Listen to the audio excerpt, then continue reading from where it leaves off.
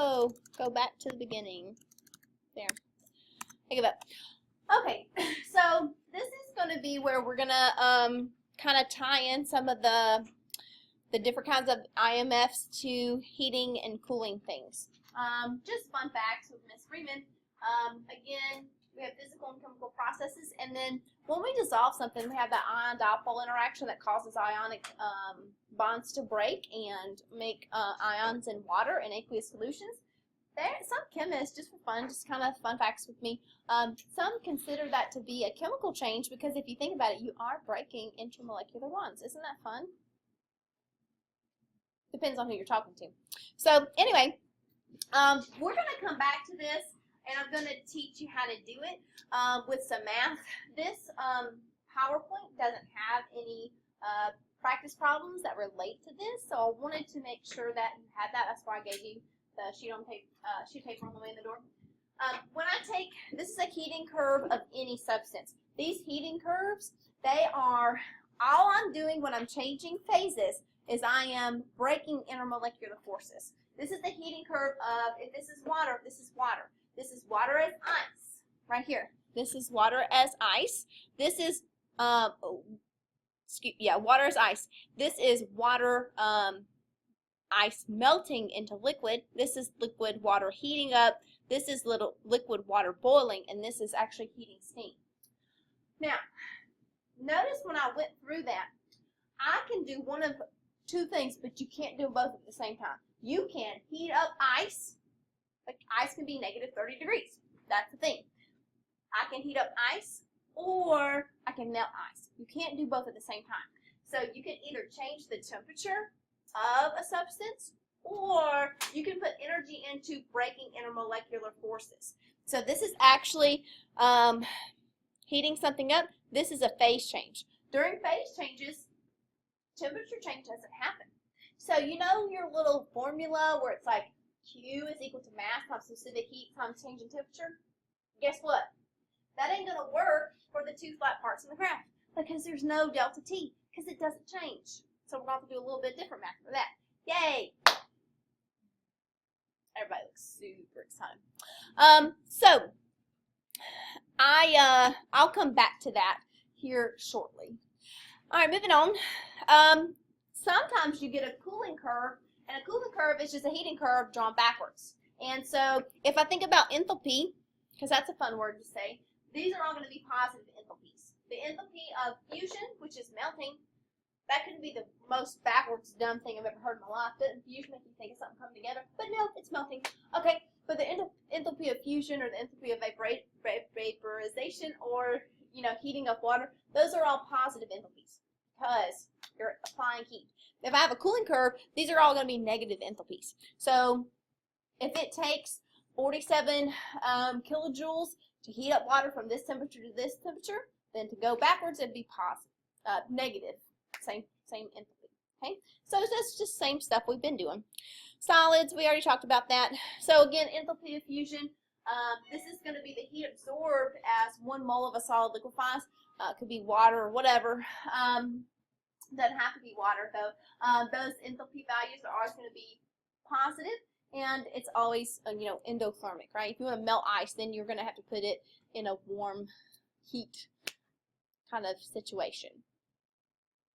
Anyway, the enthalpy of fusion for compounds is really high because you have to overcome the lattice energy. Makes sense, right? We talked about it takes a lot of energy to melt an ionic compound because you have the 6 ions surrounding it that is holding it in place.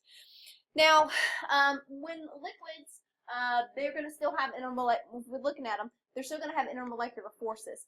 I don't like the second bullet, and if you remember that, then you're going to not get a question around the test. I don't agree with that bullet, and neither does the College Board. Here's the deal. When we go to boil water, see right here I'm boiling water? Okay, when I go to boil water, all intermolecular forces have to be overcome. If I'm just melting ice, ice has hydrogen bonds, liquid water has hydrogen bonds, so that's not a big deal. It takes less energy to melt ice than it does to boil water, right? What's harder, melt ice, boil water? Boil water, yeah? So anyway, on my test, because I just printed it, I know what it looks like. If we're talking about vaporizing, that enthalpy is going to be higher because you have to overcome all intermolecular forces because it's going to come out of the liquid phase, and gases aren't attracted to each other, like according to the kinetic molecular theory. Sometimes I say stuff and I'm just like, is that real? Yeah, that's really what describes it. So how do you feel about that? Enthalpy of vaporization is obviously still endothermic, and delta H is still going to be positive. Happy times? So far so good? Alright. Vapor pressure. So the reason at the beginning of the unit that we had played a little bit with acetone, yeah, I hope my pen's already on. That's where we're going here in a minute. Don't look. Avert your eyes, children. I need another slide. There we go. Let me draw some fingernail polish remover. Yay! It's in a bottle that looks like that. There we go.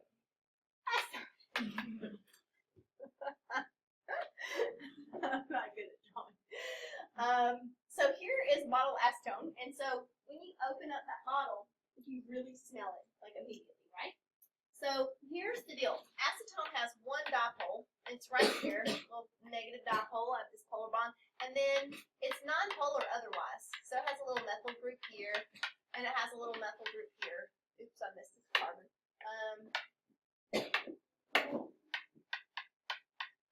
So here's something y'all need to think about as you start having to answer questions on the AP exam or whatever. This is polar, but it is a pretty big molecule. It only has one weak dipole. Okay?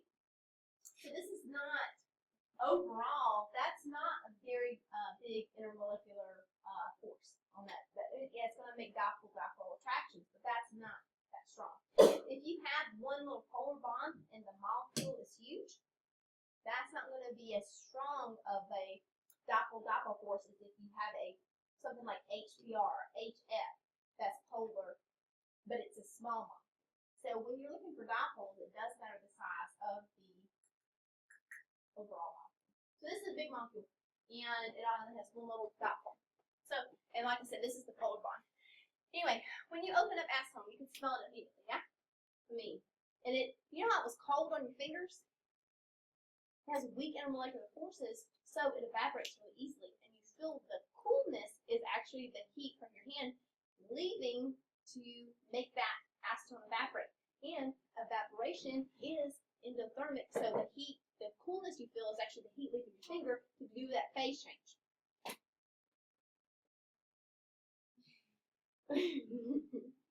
Anyway, so acetone has a high vapor pressure. That means up here, like, here's my acetone molecules, whatever. But there's a lot up here in this space where there's no liquid. There's a lot in that vapor phase because there's weak intermolecular forces. If you open up, I don't know, a container of salt, you'll smell salt, right? Because it has no vapor pressure because you have very strong bonds holding the molecules together. Acetone, you don't. You just have a weak dipole. If you can smell something, we were talking about you can smell something, it means the molecules are inside of you, right? So that just comes right out at you because it has a high vapor pressure. Here's the second part. Ready? You follow me that acetone has high vapor pressure because it's easy to vaporize. That vapor pressure is just the force exerted by this gaseous phase above the liquid in a closed container. That is what vapor pressure is. So it has a high vapor pressure because it's easy to volatilize. Volatilize means evaporate. If it has a high vapor pressure, guess what the boiling point is going to be? Low. So don't screw that up. See how they're inversely related? You're taking a test, you're freaking out, you got a list of all this stuff, you're looking for hydrogen bonds, thinking about it's polar, right? That's how it's going to hit the fan there, okay? So if it was me and I'm answering questions, I would take a second. I really, I'm not dumb, but I have to write stuff down, right? So I'm taking a test and I'm thinking, okay, high vapor pressure. So I'm like, okay, high vapor pressure, that means low IMS. High boiling point means high IMS, right? So as I'm answering these really hard multiple choice questions, I'm making myself little notes, like going back and forth, because you can only hold so many things in your head at a time. So write something on the test. How you feel about vapor pressure? All right, just about to get on a little bit with this. Okay. So, of course, if it has a high vapor pressure, that means it's going to evaporate quickly. That's why your hand, like I said, got cold and it dried really quickly. Okay. Good times. So vapor pressure, there's always going to be this evaporation and condensation going on inside of a closed container. And that's why it doesn't look like water in a closed bottle, like the water in Courtney's bottle. It doesn't look like it's doing anything, but it's actually doing quite a lot. There's water going into the gas phase and coming back out of the gas phase, but it's happening at an equal rate, so it doesn't look like it's changing. We're going to get into that with all reactions next unit. Yay. When a reaction's done, it's actually not done. It's just the forward and reverse are equal, so it doesn't change to your eyes. Okay, moving on. Can't wait. Quint's job moves out. This is, you're due now tomorrow, unless I forget, which is incredibly possible. But your due now tomorrow for me is going to be to draw boiling water. So inside of boiling water, these are oxygens, okay? And then this is a gas bubble inside of water, by the way. Can you see my little Mickey Mouse that I've drawn for y'all? 17-year-old AP chemistry students, please understand that when water boils, all right, this is hydrogen gas, okay, and this is oxygen gas. Do you really think your stove can break the intermolecular bonds in water? No, it can't, okay? So, when you boil water, it makes some bubbles. Inside the bubbles are made of water. The bubbles are made of water vapor. Water vapor is invisible. Clouds are made of water vapor. You can see it right. Clouds are made of liquid water. Water vapor is invisible. Okay? Steam, when you see steam, you're not seeing water vapor. You're seeing liquid water as it condenses back on the edges because it's cool on the edges. Steam is invisible. The part that you see is the water. The water boils, and out of the bubbles is little Mickey Mouses. Not air from the atmosphere, not breaking the bonds and making hydrogen and oxygen. It is made of water. Right? You have spaghetti. I made spaghetti. And the top of the vent hood where the microwave is, it gets wet, right? Because inside of those bubbles is water vapor. It's up, hits the vent, and then it cools and makes the water. Are y'all with me? You don't understand. No. You're doing that tomorrow to draw boiling water. Because I did this lesson last year, and half the class thought it made hydrogen and oxygen gas. No. That's explosion. That's what no. So, inside of the bubbles, when you're boiling water, is water vapor. It's invisible, it's clear, you good. Now, don't you always see some bubbles before it boils? Yeah. Now listen to me. Those bubbles, as they form, they exerted pressure. They have vapor pressure. They will actually come out and boil until the vapor pressure of those bubbles is greater than the atmospheric pressure, pushing them back into the water. Water boils when the vapor pressure equals the atmospheric pressure. What? Equals, and then it's more than. But it's equal. It starts to boil when they're equal. Yeah. And then, because you can get that little equilibrium. So that's why enough bubbles have to build up before it starts rolling. And once it starts, I mean, it's done. It's going, right? But the initial kind of inertia, I guess, really, I mean, it's not inertia, but the beginning waiting period is when the bubbles are kind of building up pressure. I'm going to let that soak in for a minute. Okay. All right. Moves back over here. How you feeling? Gets worse. Are you okay? Have y'all ever made brownies before? Or cookies? And you know how on the cookie box, right? On the cookie box, it's like, if you're at high elevations, add 10 minutes for the baking time. So let's talk about that.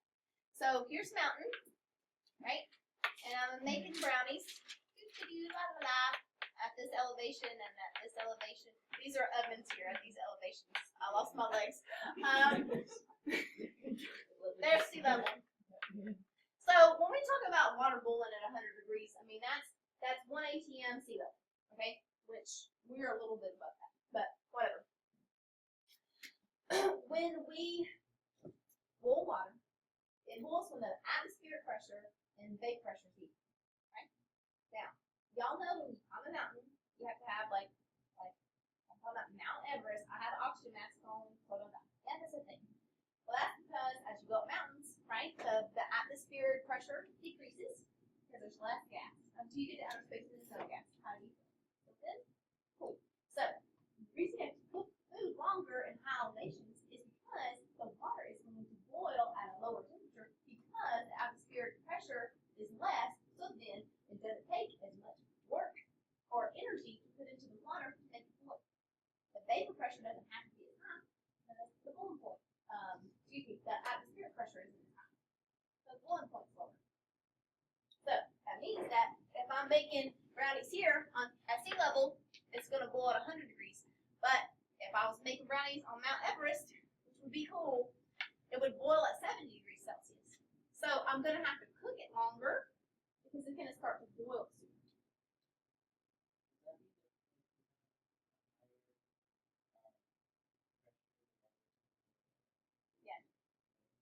Yeah, it can. It can. Liquid water can only be 100 degrees, but that is because liquid water can be at 100 degrees because that's its boiling point. Let me show you something. I'm going to show you. It's in the PowerPoint. I'm going backwards. Liquid water can only be 100 degrees because as soon as it's above 100, this is 100 degrees now. As soon as it's above 100 degrees, it's a gas. So whatever that boiling point is what it can be. See what I'm saying? Liquid water can never be heated above 100 degrees, no matter how much energy you put into it, because energy is either going to go into change in temperature or phase change. And at that point, it would be phase change. You can make steam hotter than 100 degrees, which is why you have to worry about steam burns. Yeah. Okay. So if the atmospheric pressure was higher, then the boiling point would be higher than 100. So it could be hot at normal STP. Actually, not STP. In thermodynamics, standard Mach symbol, which is 25 degrees Celsius, 1 atm, it can't be above 100.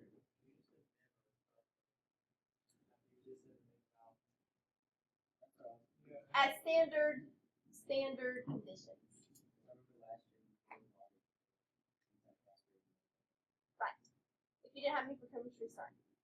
That's the thing.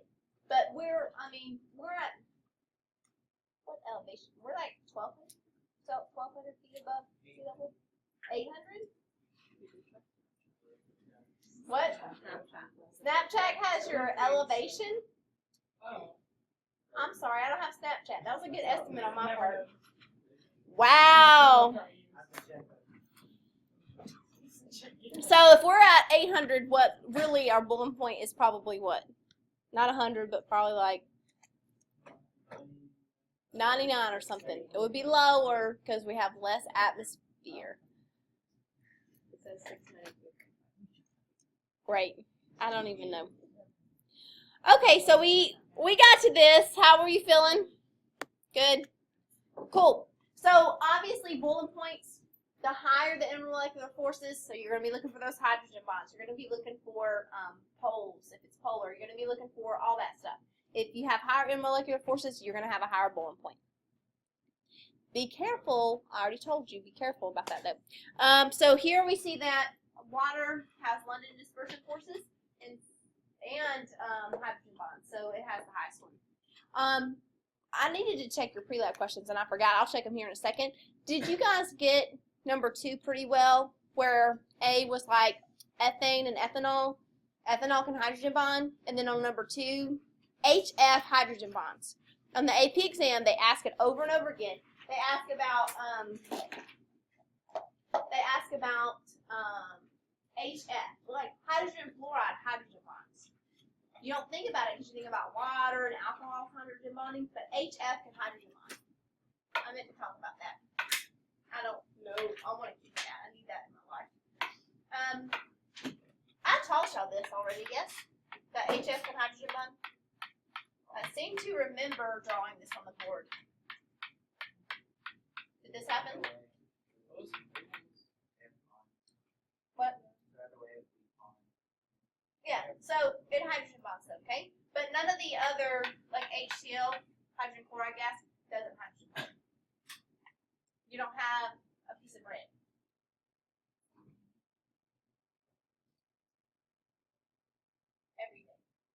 Every day at the end of first lunch. So HCl doesn't hydrogen bond because you don't have any bread. Yes? Okay. Need some fun bread. Isn't that sad that you understand me? I'm really sorry. Doubts life. Okay, so moving on. Sublimation. So carbon dioxide, dry ice, it sublimes because it has only limited dispersion forces, so it goes straight into gaseous form. Okay, good times. Again, vapor pressure of ionic solids is nothing really, nil. Surface tension, that's just when you do a belly flop, it hurts. Again, that's just the intermolecular forces holding on to the water surrounding it. Surface tension, yeah, same. Capillary action, I find this very interesting. You know, adhesive like glue, when you stick water to something else, that's adhesion, and that's how you can remember it. Cohesion is sticking to itself, like in a water droplet. Adhesion would be the droplet sticking to a window.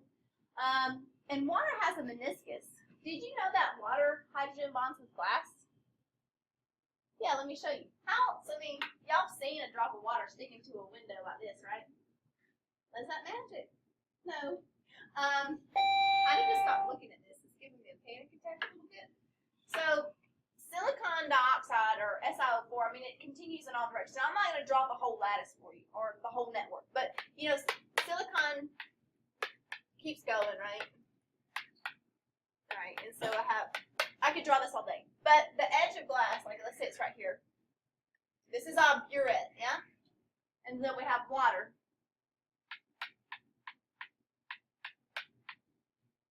Water, hydrogen bonds, glass. Why else would it stick to the side of the burette like that? Hydrogen bonds to itself for sure, yeah? Yeah.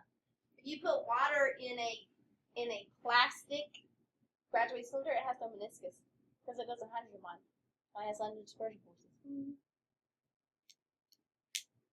We're gonna do that. When we go to the lab, let's do it. I'll show you.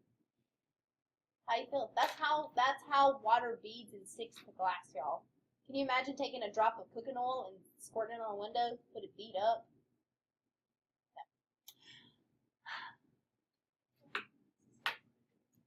No. Know it? No. Okay.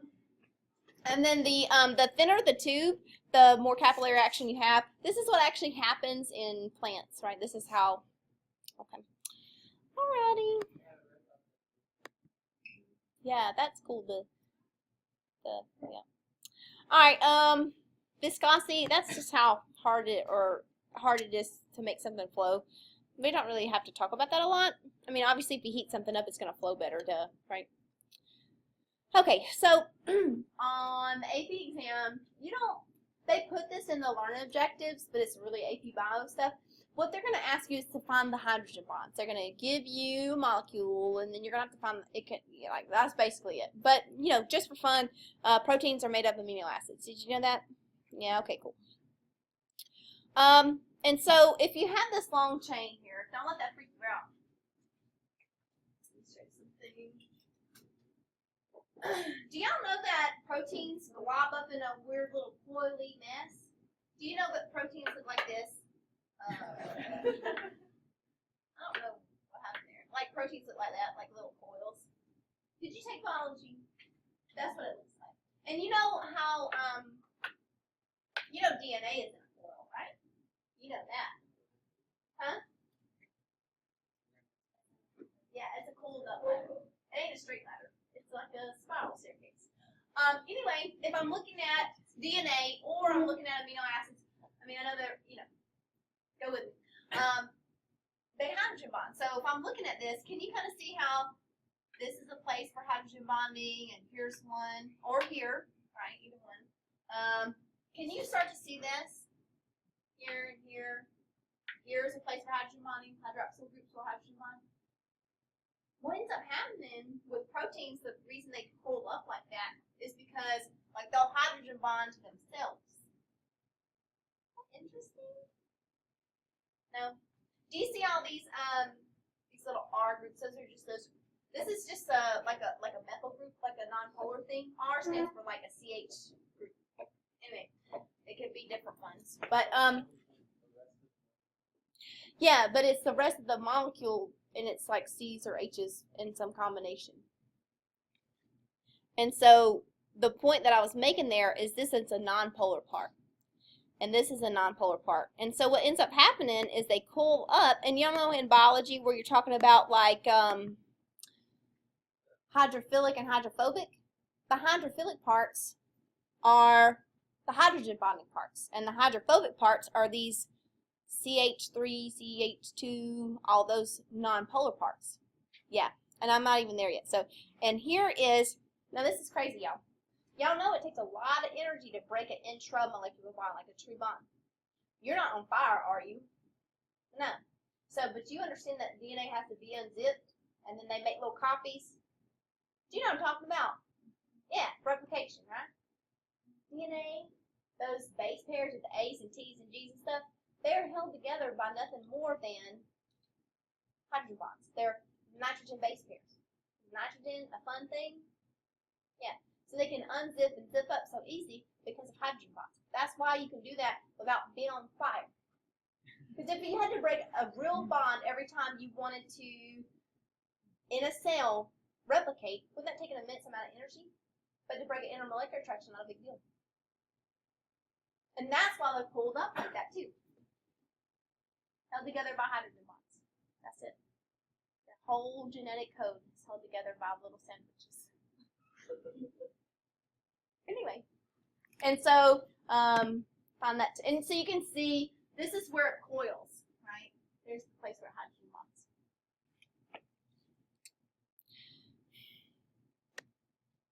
bonds. And proteins and stuff, they'll glob up, and then here's them globbing up. And here's the hydrophilic part, the hydrogen bonds with water. And there's all those little R's and stuff with the C's and H's that I was talking about. See them? They all get in the middle because they're trying to get away from that water. They're not polar.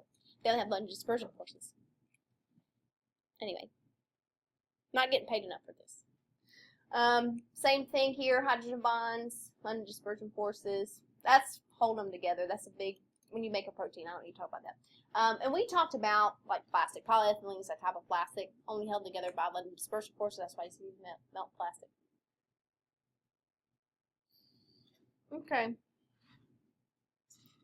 Yay. That was fun. Oh, I'm not done yet. We still have to do the activity that you picked up on the way in the door. So, listen.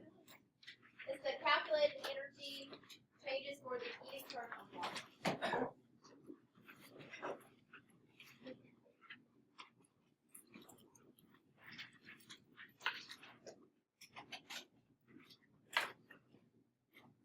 Hey. Okay, so listen. How were you feeling when I showed you the heating curve? Pretty good? You have to draw a heating curve on every single one of these questions. And the reason why it's not because I'm a jerk is because you're going to screw with me. You know how you're talking about Vesper shapes, whatever? You can't really draw them. I don't know where my other copy is. You can't really draw them unless you have a Lewis structure. So this is that one? Or not? That's something else. I'm going to need your paper for this because I can't. I'll do that. Thank you. Anyway, you can't really do these questions very easily without drawing it. So you have to draw. That's why I made you a copy. But here's how to draw one. Just off the top of your head. Use your brain. So if I have ice, and I can heat up ice. Like ice can be negative 40 degrees. Alright? So I have ice. If I heat up ice, I'm not changing the phase, am I? So I can change temperature. You can't do but one. So this is heating ice.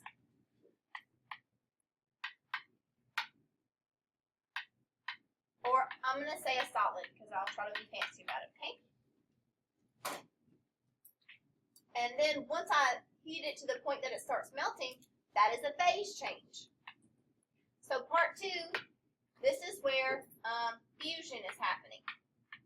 Fusion is melting.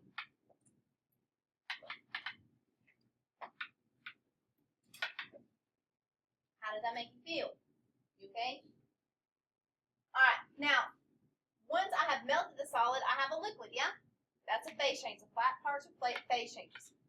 Now I have a liquid. I'm heating the liquid.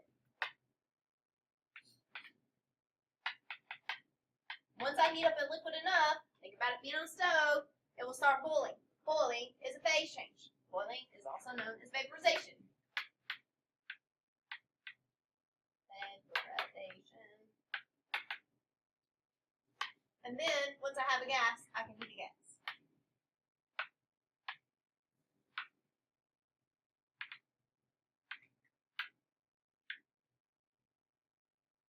Okay, so on all these, you have to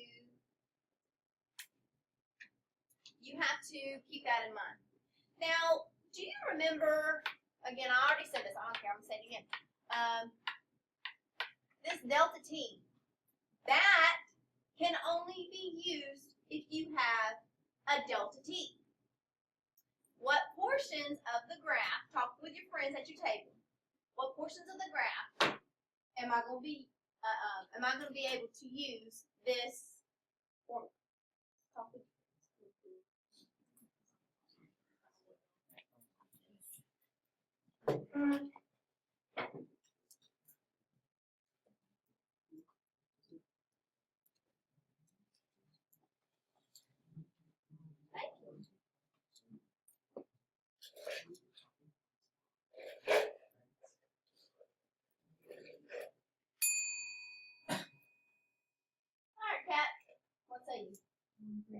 Yeah, cool.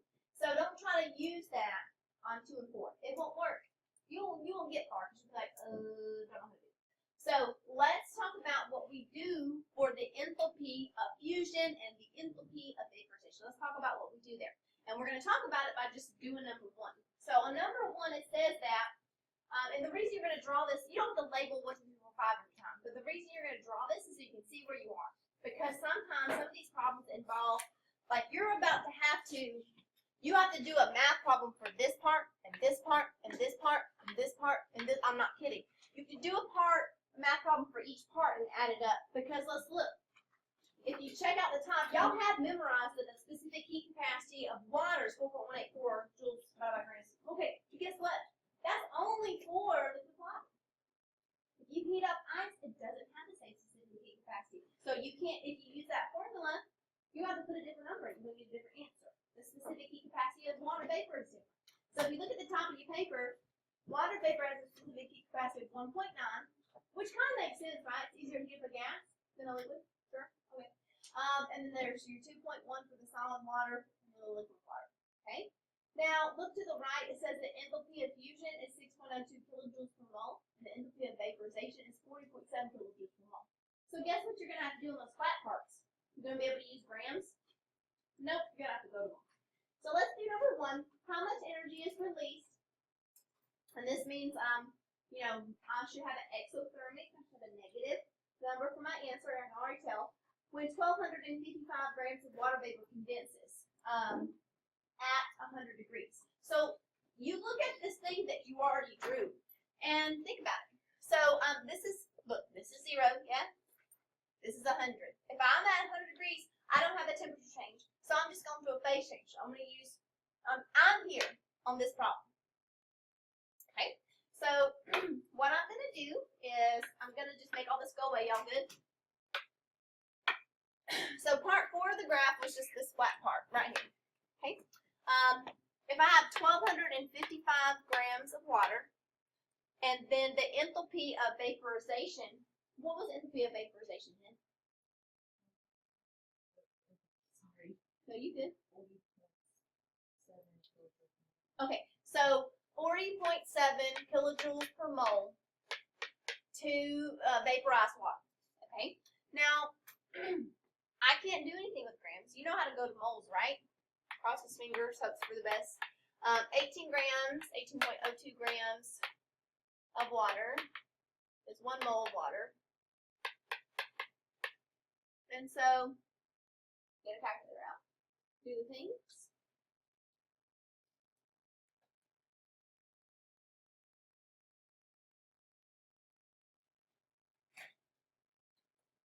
And so I get 69.64 moles of water. And so, am I done though? What do I want my answer to be in? Kilojoules, right? And so do you see how this has moles and kilojoules? This is very easy. Y'all know how to do this math. 1 mole, and I am going down the hill. Energy is going to be released. You know what I'm saying? So this is going to be negative 40.7 kilojoules in 1 mole. And then I'm done. I have kilojoules in the top right hand corner, moles cancels, happy times. This is, to me, actually a little easier than the other way. Well, they're both easy.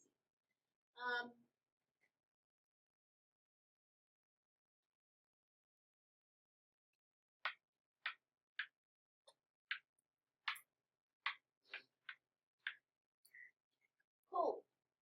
That's how to work out one part of the graph. Now, on your way in the door today, are you okay?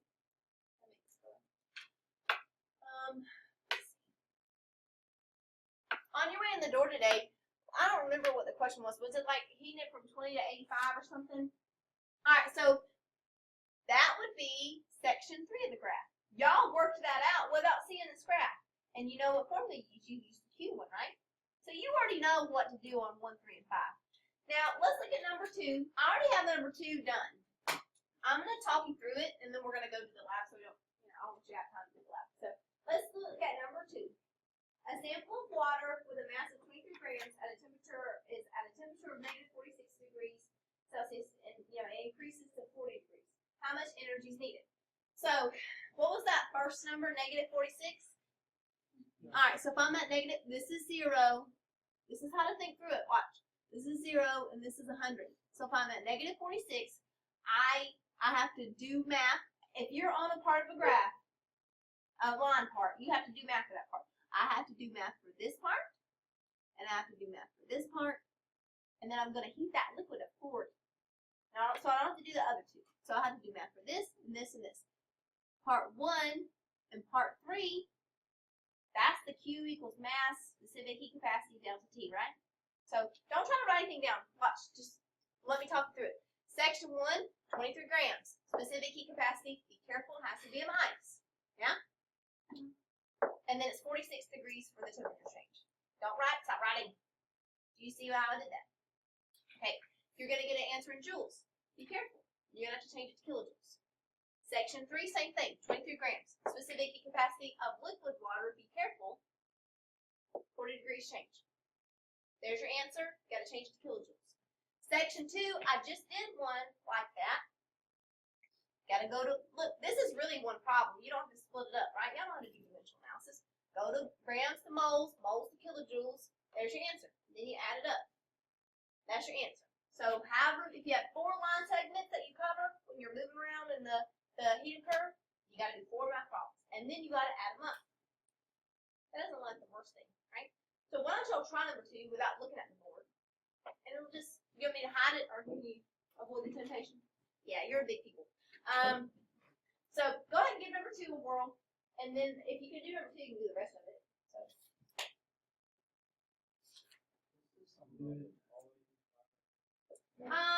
We're about to go to the lab. I just want you to, if you're done with number 2, then you can certainly do the rest, but you're going to have to do the rest. Sounds so much fun. So yeah, I want you to draw the heating curve every time because I want you to draw on the heating curve. Hey, I'm starting here, I'm ending here. If you try to do it without that, you know what you're going to end up doing? A big Q equals mass to big heat temperature problem. You'll be like, yeah, I'm done. No, no.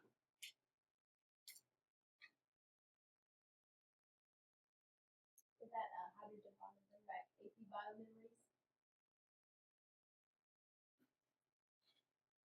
I mean, did y'all talk about hydrogen bond?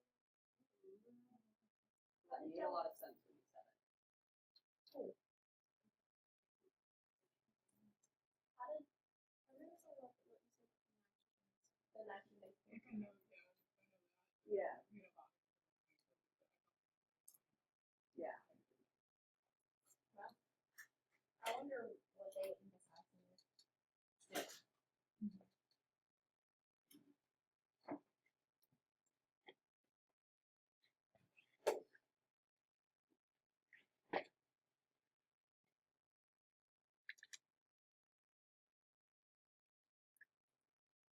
everybody hear anything? Cool. I guess yes.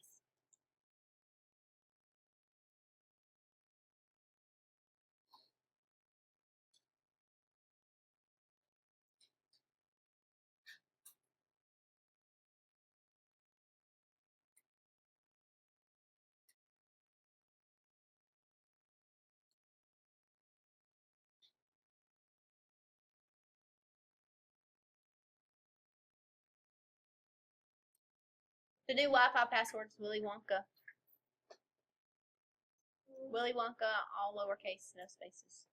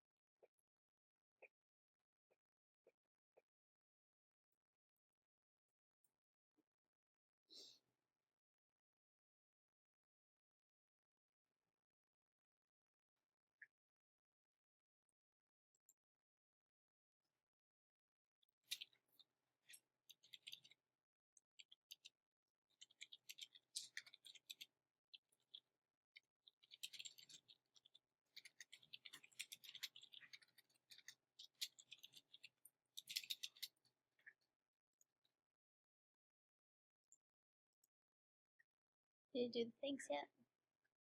Takes forever, right? Sorry.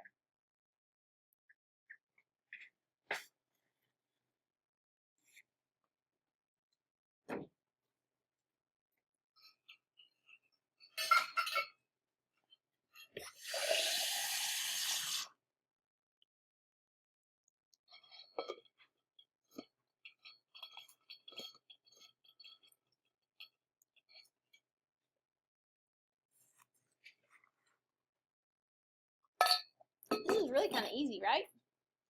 Just be careful because you got like 5 numbers to choose from and they're all different.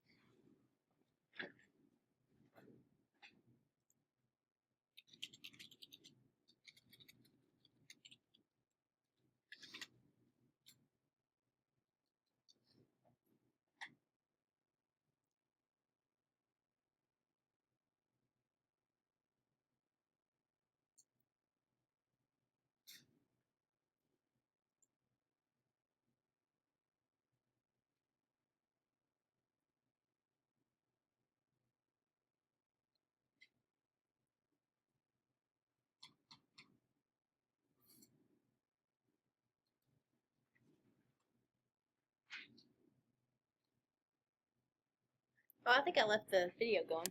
Oops. Yeah, I sure did. Whatever. So gone.